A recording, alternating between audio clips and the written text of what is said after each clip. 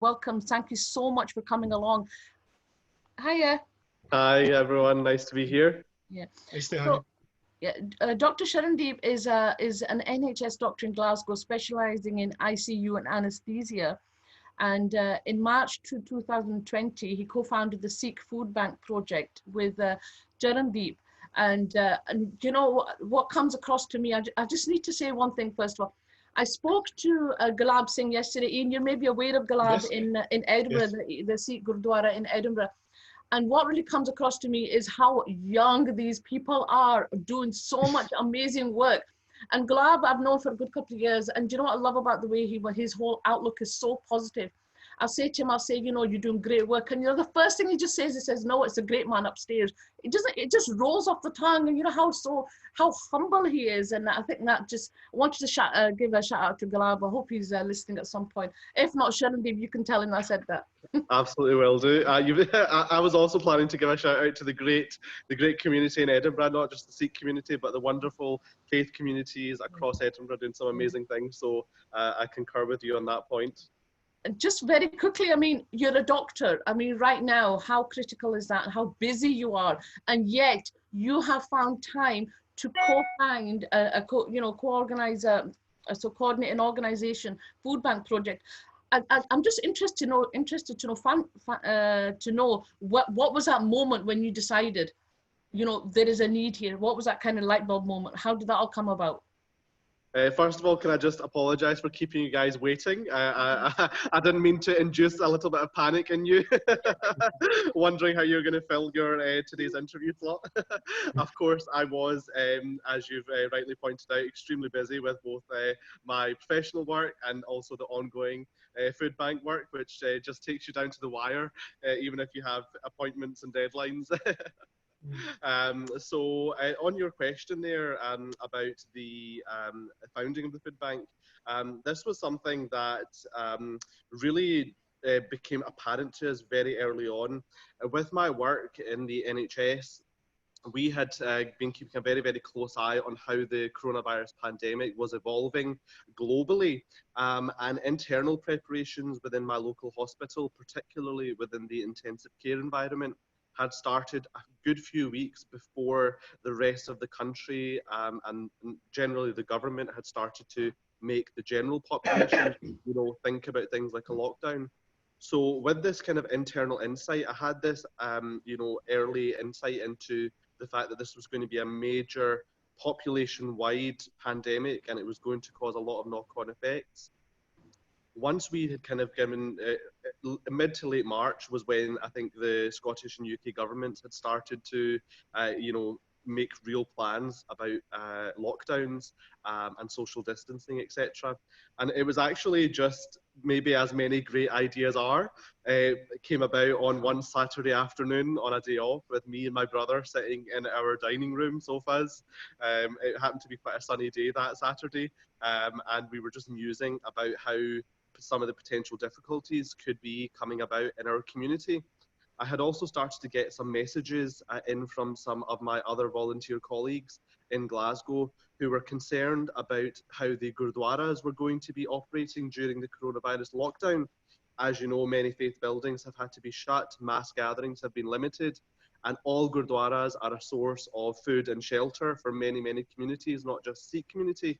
So we were a bit concerned as to how those people who might be getting help from the Gurdwara in normal times, how they would be able to access support. And it was then that we decided to kind of come up with a new model, this idea of the food bank, the Sikh Food Bank, which would be run and operated by members not just of the Sikh community, but all members of the community. And it would serve all members of the community as well, regardless of faith or background. And we knew that access to shops was going to be difficult. We knew that people like elderly people, people with multiple health conditions, they would not be allowed to leave the house. So they would need the groceries and essential items delivered to them. And so it was, you know, trying to be inspired by our existing values and how we already helped people before the coronavirus situation, but really trying to adapt that model and so that we could deliver to people in the situation that's ongoing just now. Wow, thank you so much. You're such a good speaker. Really, really confident. And I can see the passion coming through. Just a very quick question. Is Charandeep your brother? Yes, that's right. He is my much older, not much older, older and much wiser brother. I There's didn't, only I a did, year or two I between us. didn't want to, I didn't want to assume because you'll understand in the Asian community, children's names always tend to rhyme, and I was like Tasneem, and that kind of way it rhymes in the community. So I just assume I don't want to assume, so I thought I would ask. And That's right. No, it's a very subtle difference in our name, but well spotted. right, that's because he's also a doctor, isn't he? No, he actually works with the Chambers of Commerce. Oh, So he has been very busy in his day job, where he works with business organisations and liaises with the government to support the economy and come up with new ideas and okay. training. And he's been very, very busy. As you know, there's been not just a health pandemic, but there's also been an economic crisis going on as well. Mhm. Yeah. So we're both busy, but we really have been not just inspired by our own personal Sikh values, but we've been inspired by the many, many messages we've received from individual people who want to donate, Mhm. individual people who want to volunteer. Not everyone has the skills to set something like an operation or an organization up. We feel that that's where our expertise and our skill has developed over the past few years, that we can, set up an organization and we can provide a space for volunteers to come and utilize their energy. Sometimes you find in the charitable sector, there's a lot more people who want to help, but sometimes there's not really the capacity to utilize all that, human resource or financial resource. And so Yeah. we found that over time, we've kind of had this ability to just be able to organize things logistically and to provide a space for people to come in and give up their time to help Yeah. others.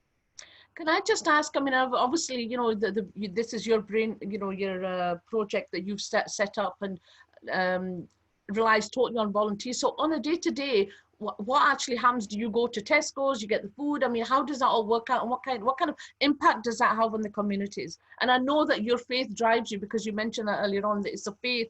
That's what's inside. That's a spirit, and your work is a manifestation of that. Yes, absolutely right. And particularly, we've always been inspired. We're fairly young. We're in our 20s ourselves, but generally, our peers who often in society aren't always valued. Their contribution, young people's contribution aren't always valued at large.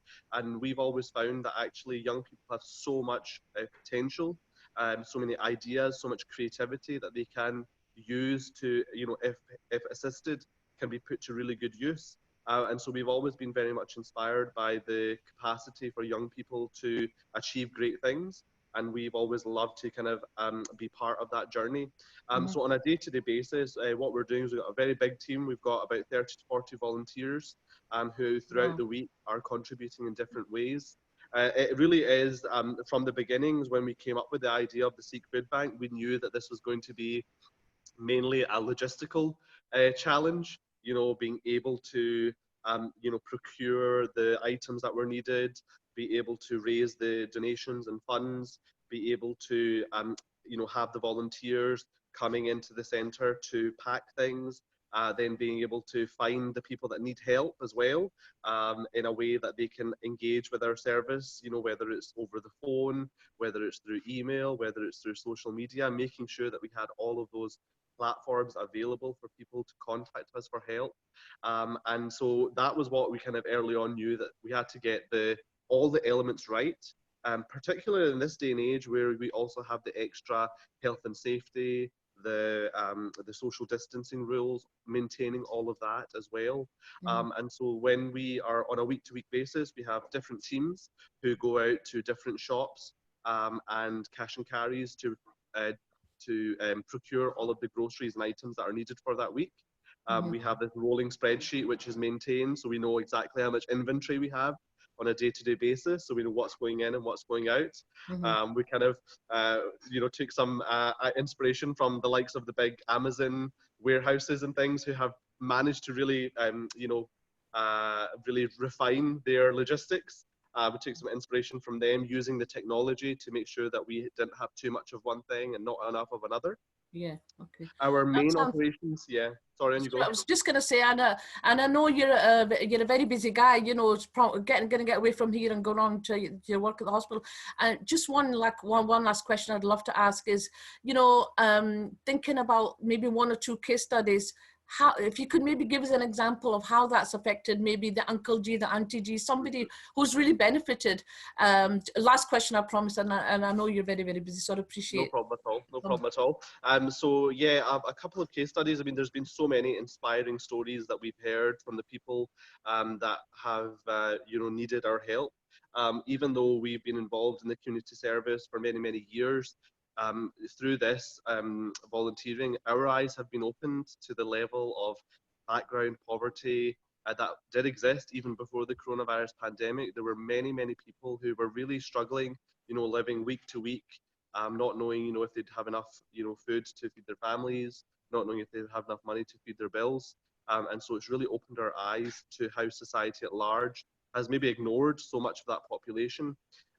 We early on when we launched our service, we kind of we had put a lot of information online through the social media, and we got one referral in from a local MSP who had received a call from one of her constituents, and they emailed us because they knew that we had started and were able to provide help.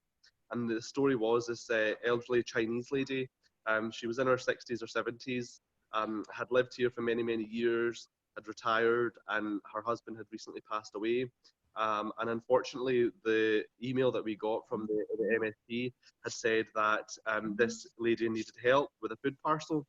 And so we provided her with a food parcel, and we tried to provide some, appropriate kind of groceries, some Chinese ingredients and things that she might enjoy cooking with.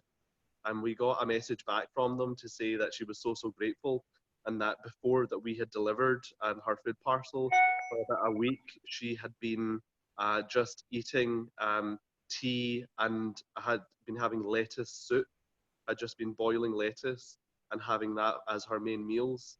And for that, after we had provided her with her grocery box, she said she was overjoyed at having received the noodles and the soy sauce and the miso paste and the tofu and everything like that, so that she could finally, have something.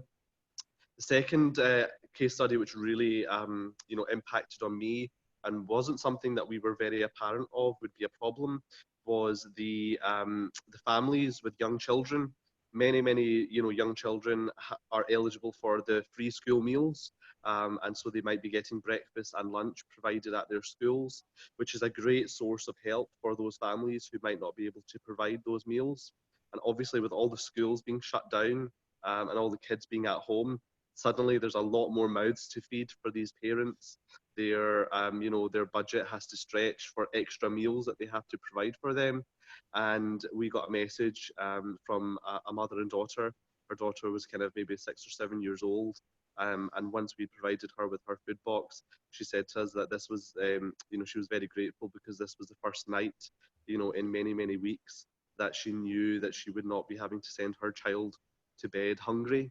And those are the kind of stories that we have been really inspired and motivated by when we hear about those examples of the impact of our work, when our volunteers, get these messages of support back, when our donors who have been donating to the charity, when they hear about these wonderful impacts that our food bank is having, that's really what keeps us going. That's really what motivates us to continue giving up our time. Many of us, some people in our volunteer group, they are furloughed, so they're overjoyed that they can, actually do something productive. And then there are people like myself who are still working full time. But even still, I like to try and give up as much of my spare time as I can because I know the impact that it's having. I know you've only shared 2 stories here, but I'm sure there's countless cases where you've had such a positive impact, and they're so touching, and I'm sure everybody's listening is finding those really moving and very touching. I just want to say, well done, and thank you so much for the work that you do and for all the community. I love the story of you delivering, Chinese food to the Chinese lady. I think that's a lovely story. That's very, very important to take that into account. And, long may your work continue as you as a doctor and give you success in that. And obviously the food bank. And, as Aoife will hopefully share the link for that so that, if anybody want to contribute in any way, or there's local people in Glasgow that have not heard of your project that may want to contact you. I can't thank you enough for taking out your time. And I really appreciate you coming along and sharing your stories. Thank you. Wish you all the best. Wish you all the best. Thank you very much. Thank you very much. Yeah, it's just wonderful, inspiring story, and hopefully every blessing from, you know, Waheguru, from God to you for all the work that you're doing. And you know, just as Naseem said, I mean, often people will say, well, some faith groups are only helping people who are in their own communities, and that is just absolutely not the truth at all. We're hearing that every week. You know, people are helping anyone regardless of those who need it. And you know, that's one thing that always touches people's hearts about the Sikh community, is that whole idea of langar, that you provide, you know, free meals for anyone whenever they need it. And we're all being aware of the great work that the Sikh community has been doing, and handing out free food even throughout the year. That across the UK they've been out on the streets doing stuff. So we just applaud the work that you're doing, and you know, and it's very inspiring and heartwarming to hear that. And we just hope it grows from strength to strength. So well done, and just pass our good wishes from everyone here at Edinburgh Interfaith and Interfaith Insights. Thank you so much. And I know, thank you very much. Thank you, Naseem. Thank you, Ian. The great work that Edinburgh Interfaith Association does in showcasing and highlighting the wonderful work of all faith communities. So, you know, a great job you are doing, particularly in this pandemic time where you are still able to bring people together and share these wonderful stories. For sure.